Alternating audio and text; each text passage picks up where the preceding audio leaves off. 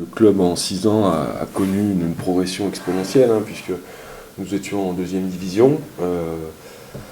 Le projet, bien évidemment, lorsque j'ai pris l'équipe, c'était de rejoindre l'élite. Nous avions, après une première année en deuxième division, mis en place un projet avec le président et le directeur sportif, afin de rejoindre cette élite dans les 3 années. Dès la première année de la mise en place de ce projet, nous sommes parvenus à obtenir le titre de champion de France de D2 et donc de rejoindre la LNH. Donc c'est vrai que c'est allé beaucoup plus vite qu'on ne le pensait. Et forcément, dans ce projet, c'était dans un premier temps de rejoindre la première division, mais aussi de se maintenir. On a surpris, on a obtenu des classements tout à fait honorables, puisqu'on finit 2 fois 6e. Et puis ces 2 dernières saisons, avec ces dernières saisons où nous confirmons notre statut dans le top 5, c'est vrai que c'est vraiment très intéressant.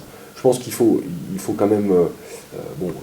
ce qui est mis en avant forcément, ce sont les résultats de l'équipe première et son classement, mais c'est un ensemble. Je veux dire, un club à haut niveau n'arrive pas comme ça par hasard, seulement grâce à l'aspect sportif et aux résultats. C'est qu'il y a toute une équipe derrière qui s'est mise en place, des structures qui sont de plus en plus enviées par certains clubs, puisque aujourd'hui, si nous on s'est inspiré de clubs comme il faut pas avoir peur de le dire, de clubs comme Chambéry ou Montpellier surtout.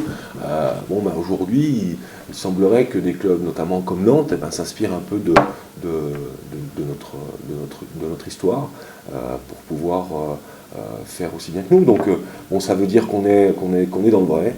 Donc, c'est bien, même si il faut quand même garder toute l'humilité.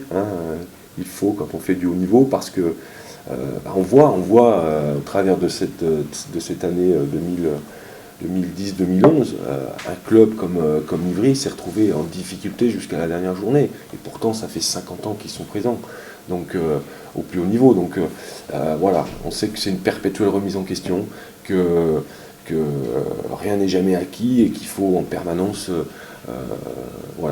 remettre le couvert, quoi. Pour un entraîneur comme moi qui a eu ce passé d'athlète, je pense qu'au niveau, au niveau de la gestion du stress d'avant-match, au niveau de la gestion d'un groupe, quand on l'a vécu soi-même pendant 20 ans, bien évidemment, c'est utile. Maintenant, le handball évolue, le handball français, on le voit de par les résultats notamment de l'équipe de France, fait partie des meilleurs mondiaux aujourd'hui, et ça va très vite, ça évolue très vite. Donc après, je pense le travail et l'ambition qui fait qu'on avance, mais ce n'est pas uniquement son passé qui fait que ça marche aujourd'hui. Que ce soit dans le sport, que ce soit en entreprise. Je pense que ce qui est très important à maintenir, c'est de faire prendre conscience à tout le monde, effectivement, il y a un objectif et que la pression de cet objectif doit être là, présente en permanence.